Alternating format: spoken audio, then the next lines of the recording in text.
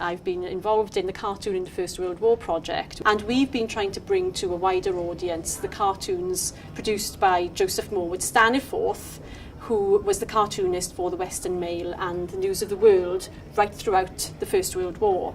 And what we are trying to do is to digitise these cartoons and put them on our website so that they're freely available to the public. It was a brilliant experience visiting the archives to do the original research for this, because it meant that I had to trawl through all the copies of the Western Mail on microfilm, which was really distracting, really interesting and enjoyable to see all the other things that were going on and being reported at the time, as well as the obvious stories about the war. You have all these incidental details. So yes, I really enjoyed spending time in the archives, going through these things, and I would really recommend that to anybody. If you would just, look to see what was happening on the day of your birth or the day that your parents got married or something like that, and you will obviously find perhaps the major news stories that were going on at the time, but have a look at what was on the television at the same time as well. See if you can remember some of those old programmes. Have a look at the sporting results. Have a look at all the different things, the adverts for soap and whatever else it may be.